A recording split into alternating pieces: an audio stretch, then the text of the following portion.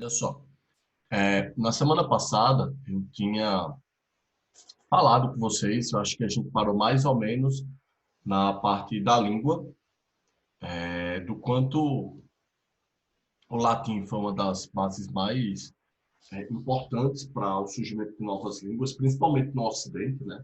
E aí eu dou o exemplo do português, do espanhol, do romeno, do francês e pá. E o primeiro episódio, né, da série Roma, aquele trechinho que eu tinha passado para vocês, é justamente do período que eu queria começar hoje, para a gente finalizar Roma rapidinho.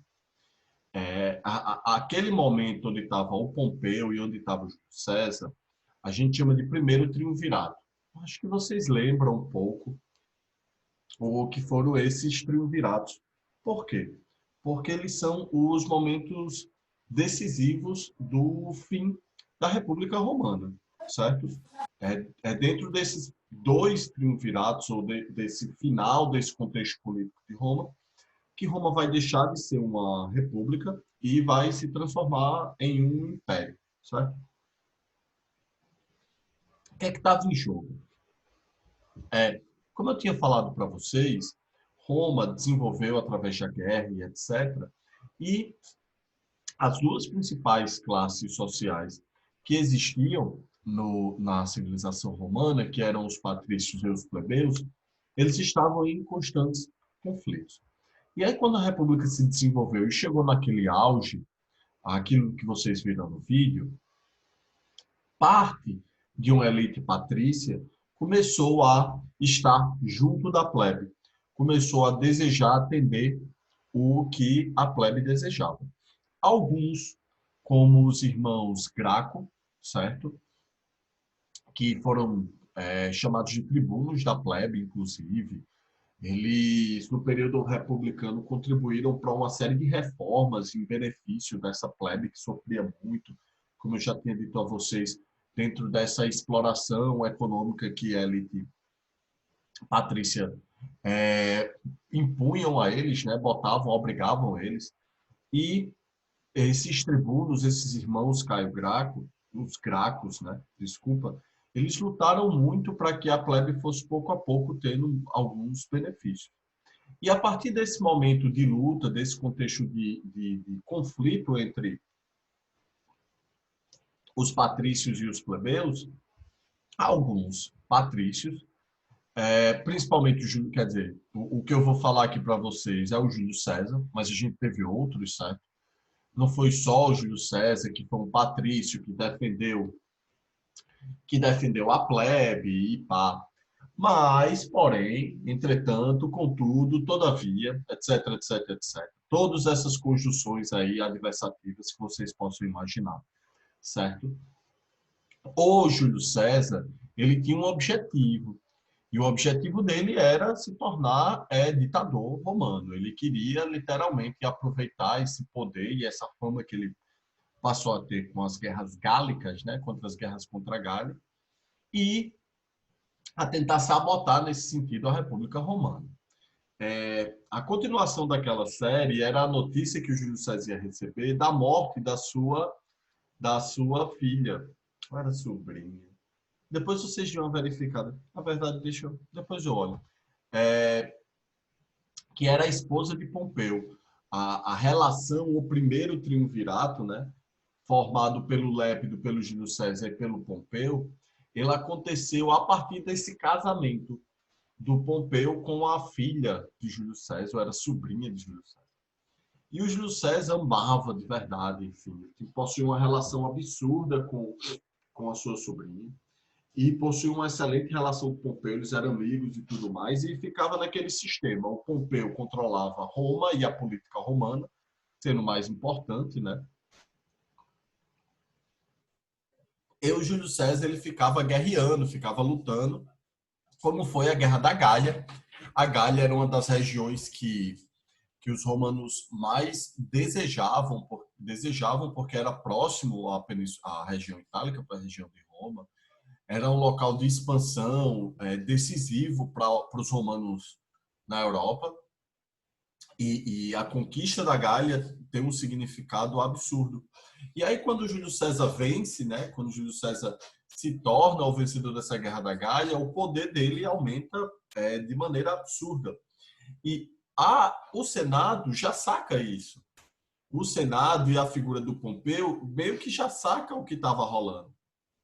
E aí é quando começam as tretas políticas, é quando começam os conflitos dentro da própria cidade, dentro da própria capital, Roma, que é justamente quando o Júlio César volta, né, e começam essas tretas políticas gigantescas. Alguma dúvida até então? Alguma curiosidade nessa relação, ou como era Roma naquele período? Como é que estava vivendo essa república? Alguma curiosidade? Tá de boa de verdade? Parece que eu estou falando para o vácuo, para ninguém. Parece que vocês estão dormindo. Que era o que eu queria. Beleza? Vou continuar. Olha só. Quando esse conflito chega às vias de fato, né, quando a ameaça de uma guerra civil entre eles, né, essa treta, Júlio César, como era dono das legiões, né, ele acabava submetendo o poder do exército ao seu desejo. E isso é uma coisa que a gente tem que aprender, né, com a República Romana. É um processo, digamos assim, é uma situação histórica que é muito comum no Brasil e que foi comum nesse período, que é a ideia de você usar o exército como um poder político, né? Sendo que o exército não é um poder político, o exército é um poder militar, tem que garantir as nossas fronteiras, etc, etc, etc. Dentro desse mesmo contexto, na República Romana, certo? Por isso que nós escrevemos República Federativa do Brasil. O exército tinha essa mesma função. E o Júlio César ele vai justamente cooptar, vai conseguir convencer aquela galera das legiões dele, que eram muito fiéis, que idolatravam, etc, etc, etc, a segui-lo.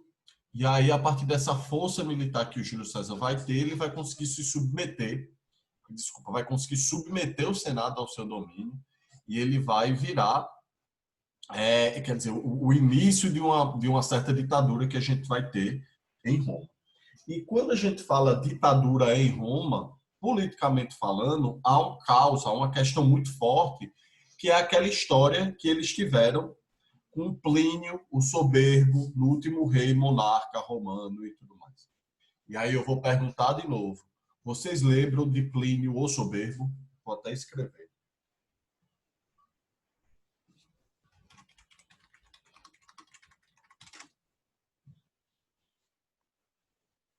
Não.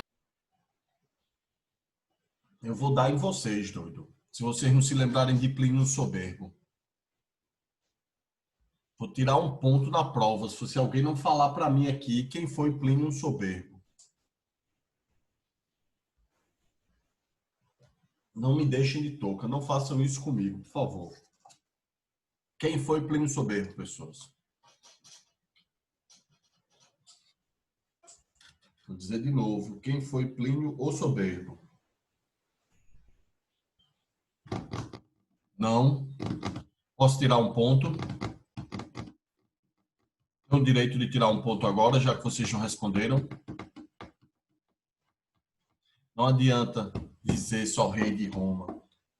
Olha, velho, vocês têm que se ligar, viu? Eu falei isso semana passada, foi a primeira coisa que eu falei para vocês. Gente, Plínio o Soberbo, ele foi o último rei de Roma, certo? Olha só. Por que os romanos odiavam tanto ditadores e tiranias? Tanto é que na lei romana, na Constituição romana, eles deixavam tão claro e eles esmiuçavam sobre como seria a existência de um ditador em Roma. Eles tinham tanta ojeriza, eles odiavam tanto essa ideia, que se houvesse, desculpa, uma ditadura em Roma, este ditador só assumiria o posto diante de um caos ou de um conflito absurdo. E mesmo assim, ele só poderia ficar 5 anos como ditador. Depois disso, ele iria sumir de Roma. Ele não ia sumir só da política de Roma, não. Ele era obrigado a sair da cidade, ele era obrigado a pegar o beco, de tanta ojeriza que os romanos tinham a ditadura. E é por isso que eles tinham tanto medo de Júlio César, é por isso que eles abominavam tanto que a situação de Júlio César chegasse àquele ponto, né? Que ele esticasse tanto a corda e virasse um ditador. Só que Júlio César tinha as legiões ao seu favor e ele também tinha a plebe, essa população ao seu favor. Então ele vai conseguir fazer isso e ele vai virar um ditador. Só que isso não vai durar muito, porque os próprios membros do Senado vão matá-lo, né? Aí a gente tem aquela célebre frase que o William Shakespeare vai escrever, até tu, Brutus, né? Não sei se vocês já ouviram falar, que é justamente quando o Brutus, que era um dos grandes enteados de Júlio César, o Júlio César tratava o Brutus quase como um filho, e pá, vai ser um dos caras que vão dar, um dos senadores, desculpa, que vão dar uma das facadas de Júlio César lá no Senado romano, certo? Os caras vão convocar o Júlio César por uma audiência, e aí quando o Júlio César chega, mete facada no bicho. Quando o Júlio César morre, vira uma comoção tremenda em Roma. E aí a gente entra um novo jogo político em cena, que vão ser os herdeiros do Júlio César, certo? A gente vai ter um novo triunvirato, que é chamado de Segundo Triunvirato. E a partir daí a gente tem o período do Império Romano, certo? A República vai desaparecer. O Otávio Augusto, que é um dos sobrinhos do Júlio César, vai justamente se tornar o primeiro imperador romano, certo? É por isso que naquele slide da semana passada, quer dizer, acho que eu tenho um slide aqui, os caras falam a vida dos 12 Césares. Deixa eu mostrar para vocês aqui o livro do Suetônio.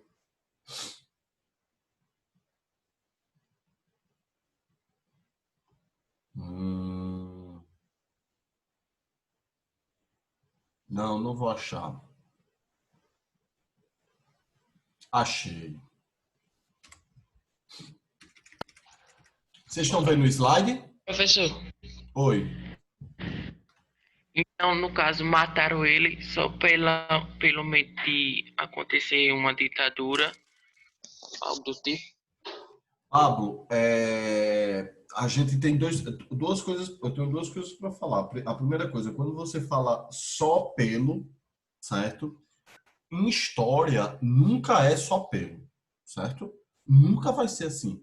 Não vai existir em nenhum momento dizer, ó, o cara aconteceu isso só por isso. Por quê? Porque é muito complexo, bicho. A gente está falando do maior império do mundo naquele momento, um dos maiores impérios do mundo naquele momento, certo? E existe um jogo político, econômico, social, de longo tempo, certo? Então, diga assim, também pelo fato dos romanos odiarem, certo? Também pelo fato dos romanos odiarem uma ditadura. Mas não é só por isso, certo? Não é só por isso. O Júlio César, na verdade, ele estava querendo acabar com a normalidade política que Roma tinha. Né? Roma tinha virado uma república, onde o Senado tomava as principais decisões. Roma já tinha passado por reformas políticas, certo? Então, o Júlio César queria realmente concentrar poder na mão dele aí e aproveitar da plebe para isso, né? E a plebe amava Júlio César, pô. A plebe sofria horrores e aí chega um patrício que diz para eles que agora vai fazer diferente, que vai ser tudo diferente, a galera amou, né? E ele realmente aplicou, ele realmente submeteu o Senado ao seu domínio, certo? Então, o Júlio César, ele tentou e conseguiu, certo? Concentrar o poder nas suas mãos durante um certo período de tempo. E ele emplacou várias reformas em benefício da plebe, até ser assassinado no Senado, etc, etc, etc. Tranquilo, Pablo? E só que, quando chega esse segundo triunvirato, os caras meio que já sabiam de todos os riscos, A plebe já dava um apoio maciço a Júlio César diante da morte dele por causa da comoção. Então, a vida desse segundo triunvirato ela foi mais fácil, certo? E aí, dois personagens principais desse segundo triunvirato, vocês precisam dar uma sacada, vocês precisam conhecer. Um é o sobrinho do Júlio César, certo? O Otávio Augusto, que era considerado um dos principais herdeiros dele, herdeiros políticos, certo? Herdeiros políticos de Júlio César. E o Marco Antônio, que era um dos principais generais da legião de Júlio César, comandada por Júlio César, certo? Marco Antônio era o brother, amigo de fé, irmão, camarada dele mesmo, assim. Lutaram em várias guerras, era um dos caras que Júlio César apoiava, quase aquela fé cega mesmo, assim. E o Otávio Augusto era um boy excepcionalmente inteligente, assim. Era um menino que desde cedo aprendeu e aprendia muito rápido. Era da elite romana, era da elite patrícia romana, certo? Estava junto com os senadores, sempre foi cotado para ser um agente político. Foi aquele menininho criado para ser aquilo, né? E tudo mais. E quando Júlio César morre, ele assume o papel de maneira genial. Então, nesse segundo triunvirato, há uma divisão, certo? São os herdeiros de Júlio César, ok? O Otávio Augusto ele vai ficar tentando controlar a política romana dentro do Senado e em Roma, certo?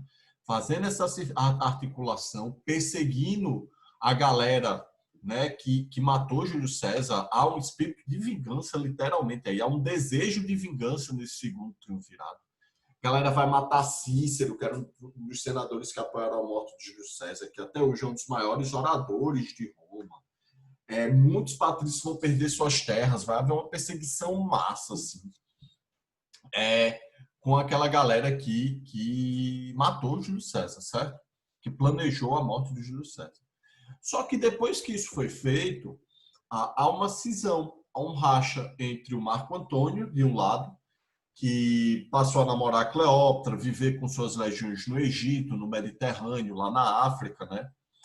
Criando uma certa rivalidade com o Otávio Augusto, o sobrinho de Júlio César, e é o momento que esse segundo triunvirato entra em racha, beleza? Então, só para recapitular. Júlio César, primeiro triunvirato com Pompeu, tudo bem? A briga deles dois causa o rompimento desse primeiro triunvirato, e aí o Júlio César se torna um ditador. Júlio César vai ser morto pelos senadores, ou por parte desse senado. E aí os herdeiros de Júlio César, o Marco Antônio e o Otávio Augusto, criam esse segundo triunvirato, ok? Eles conseguem perseguir e vingar-se das pessoas que fizeram isso, Júlio César, só que depois disso eles entram em conflito. Tudo bem? E é quando esse conflito deles se acirra, é quando a República Romana cai. Então há uma ligação direta, por isso que eu detalhei tanto isso para vocês, entre os triunviratos e o fim da República Romana. Por quê? Porque ao final do segundo triunvirato, o Marco Antônio ele vai se matar com a Cleópatra e o Otávio Augusto vai passar a concentrar todos os poderes nas suas mãos. E o Otávio Augusto vai se transformar em imperador. Ok?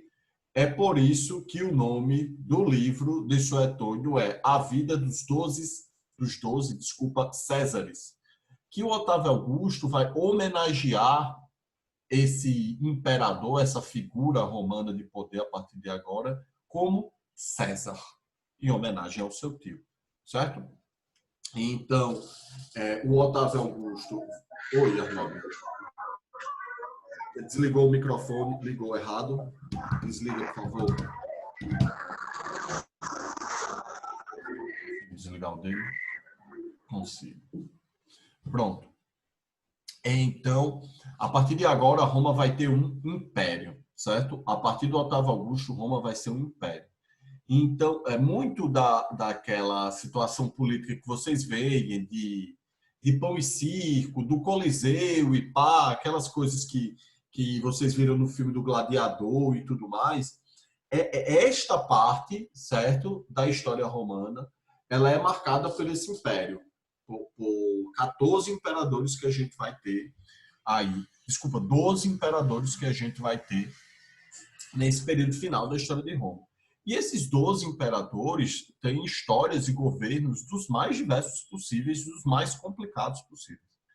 Então, você pode ter um imperador como Nero, que tocou fogo na cidade, que era um cara literalmente com problemas patológicos, assim. A gente não pode, como eu falei, eu falo tanto de cometer anacronismo, né? Como eu falei para vocês, a gente não pode julgar o presente com os olhos do passado. Então, não existia medicina, não existia o nome desta doença, esquizofrenia ou qualquer coisa do tipo.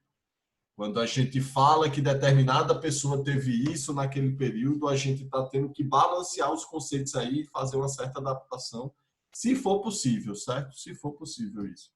Então, Nero era meio piradão mesmo, assim. E tocou fogo na cidade, ele tocou fogo em Roma. Mas a gente vai ter também, a partir desses processos dos imperadores, o final do Império Romano, certo? Por quê?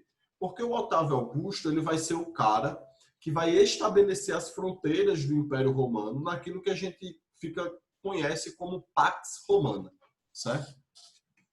Escrito em latim assim, ó, Pax de paz, certo? Pax Romana. Por quê? Porque o Júlio César, desculpa, o Otávio Augusto vai dizer, ó, não tem mais para onde Roma crescer, velho. A gente tem um pico que é a Suíça e as montanhas de neve da Suíça de um lado, do que é a Suíça hoje.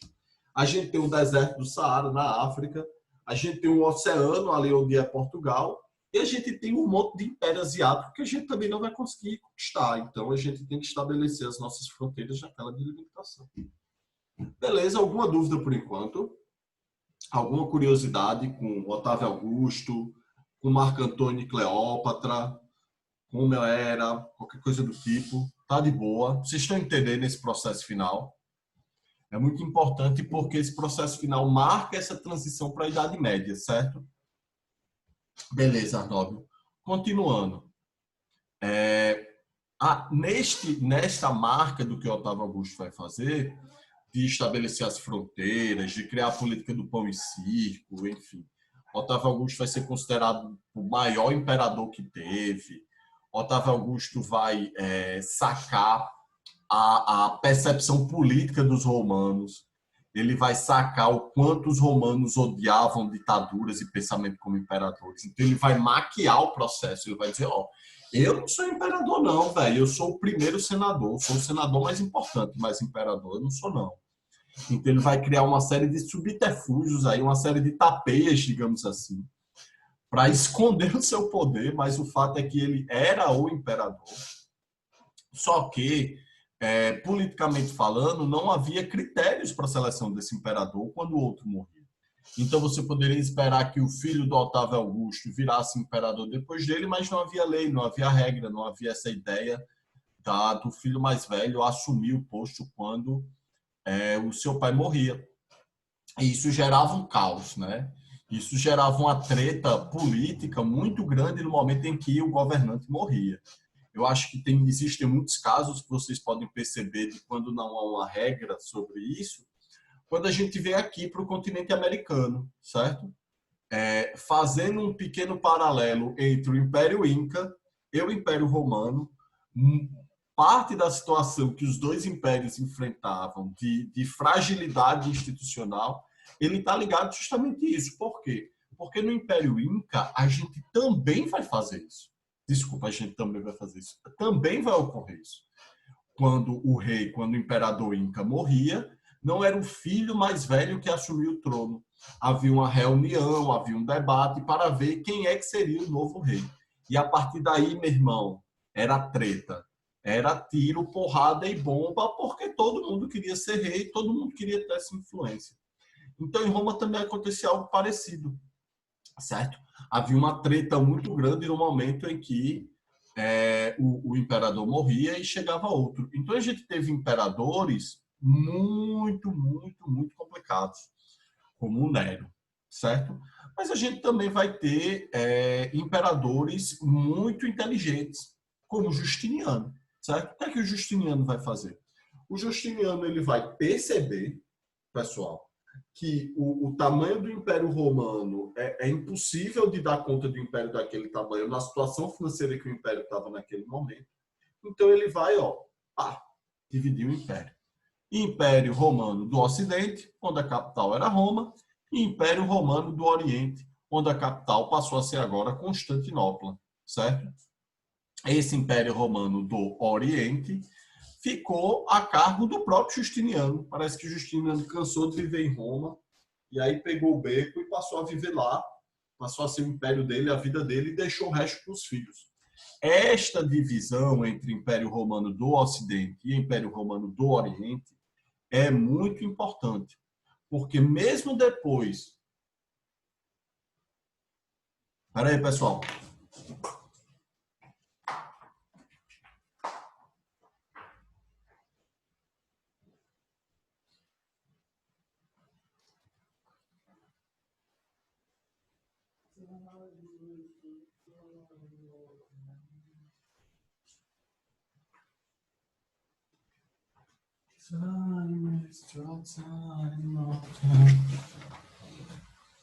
Foi mal, tomando chuva. Minha casa. Voltando. Onde é que eu estava?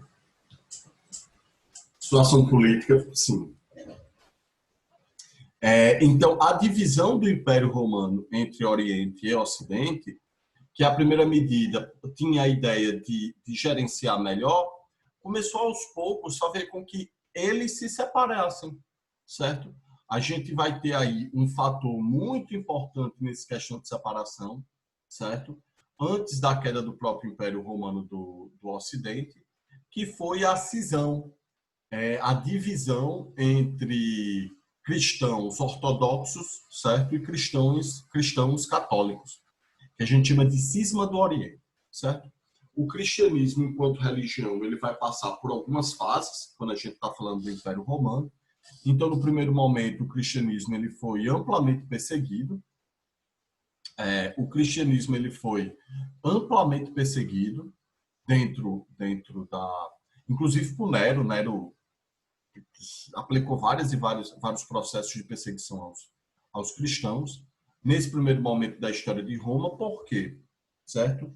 Por além de outros motivos, a estrutura do cristianismo enquanto teologia, certo? Enquanto estrutura do pensamento religioso cristão, ele é uma religião excludente das demais, certo? Quando falamos, eu sou o caminho, a verdade e a vida, ninguém vem ao Pai senão por mim, eu estou pegando todos os outros fenômenos e toda outra fenomenologia religiosa de todas as outras religiões e estou excluindo elas, certo? Estou excluindo-as do panteão do que eu posso chamar de religião ou fenômeno religioso, certo? Então, por o cristianismo ser uma religião excludente nesse sentido, ela não conseguia se adequar ou ser mais uma dentro daquele universo do politeísmo romano do período, certo? E como eu já tinha falado para vocês, os romanos no início da formação da sua civilização, eles aderiram, se inspiraram nos gregos e tinham deuses e deuses, tinham uma relação familiar e aquela coisa toda. E o cristianismo, no primeiro momento, pessoal, era mais um, certo? Era mais um, tanto dentro de Jerusalém, dentro de Israel, né? Porque o cristianismo nasceu de uma vertente do judaísmo, certo? E havia aí dezenas de vertentes judaicas que a gente chama de cisão do judaísmo naquele momento. Existia uma galera mais radical, existia uma galera, digamos assim, mais de boa. Havia a galera de Jesus, que era uma espécie da galera do meio, né? Que era a galera reformista, que queria fazer determinadas reformas na religião israelense, mas eles não desejavam rompimento, não. O que a gente vai chamar de cristãos depois, eles não desejavam rompimento com o judaísmo, não. Mas a partir dessas perseguições, um núcleo duro começou a se formar e depois de um tempo, sendo amplamente perseguidos, eles vão ser permitidos, né? Depois de Nero. Eles vão ser os cristãos eles vão passar a ter direito de cultuar e liberdade de culto. E depois eles vão se tornar a religião oficial do Império Romano, certo? Há uma diferença entre você ser perseguido, certo? Vamos dizer que essa seja a primeira fase, entre você ter a permissão de poder cultuar, que essa é a segunda fase, e agora você é oficial, você agora vai deixar de ser oprimido e vai ser o opressor, porque aí os cristãos vão passar a perseguir todo aquele que não entre na doutrina da religião cristã. Naquela época eu falo cristão, pessoal, não estou falando igreja católica ou estou falando qualquer coisa do tipo, porque todas essas cisões que a gente vê no cristianismo que a gente tem hoje, muitas e muitas igrejas e tudo mais, denominações, etc., não existiam no século II, no século III, certo? A gente tinha um cristianismo, a gente tinha uma igreja, existia toda uma concentração nessa relação. Beleza? Alguma dúvida aí? Falem para mim.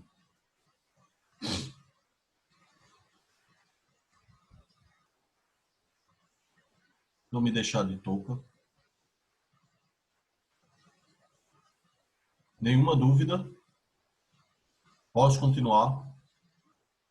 Massa. Olha só. Quando a divisão do império e começa a haver essa separação entre cristianismo ortodoxo e cristianismo católico, a principal treta entre eles, a treta que gerou o que a gente vai chamar de cisma do Oriente, foi a questão da adoração das imagens, a questão teológica, né? A discussão teológica do Pai, Filho e do Espírito Santo. É uma questão específica de um debate religioso aí que eu não vou entrar em detalhes, até porque eu desconheço e vocês sabem que o que eu não conheço, eu não falo, eu deixo para quem sabe. Porém, essa cisma, essa treta entre a questão da adoração de imagens, se é permitido ou não e tudo mais, e a questão dessa concentração de poder da igreja em Roma, querendo submeter os ortodoxos lá em Constantinopla, que vão fazer com que eles se separem. Esta separação é uma marca profunda, né? Porque antes eles possuíam uma relação. Então, se Roma estava sendo invadido, Constantinopla ia lá ajudar, vice-versa, eles trocavam mercadorias, tudo mais. Mas a partir de agora, não. A partir de agora, Roma ocidental vai ficar só. E à medida em que eles vão ficando só, eles vão sofrendo cada vez mais invasões dos povos germânicos, dos povos bárbaros, até cair, até ser invadido oficialmente em 416 depois de Cristo, certo?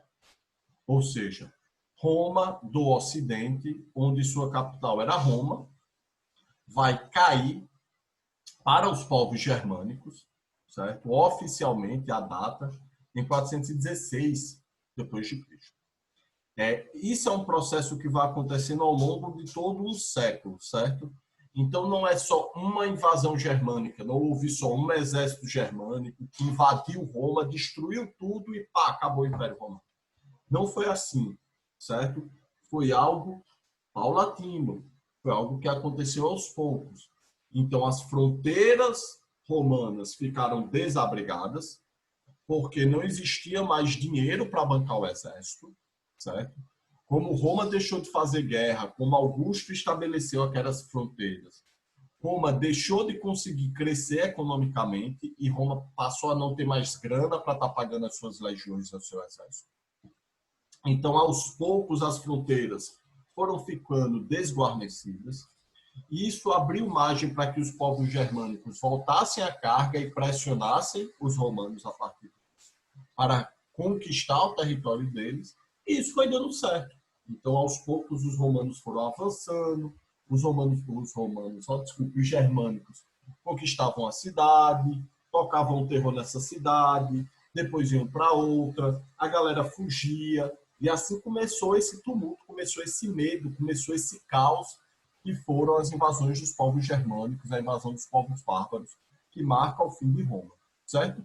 Tanto é que Roma, a capital, ela não vai ser saqueada só uma vez por esse próprio Germânico. Ela vai ser saqueada mais de uma vez.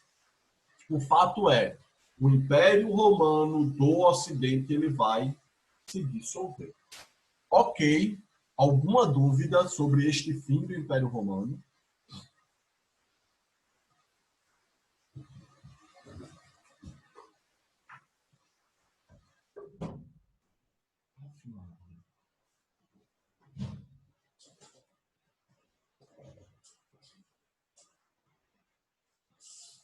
Alguma dúvida, pessoas? Falem comigo. Não? Certo. Então, só para finalizar Roma. E aí, o que é que aconteceu com o Império Romano do Oriente?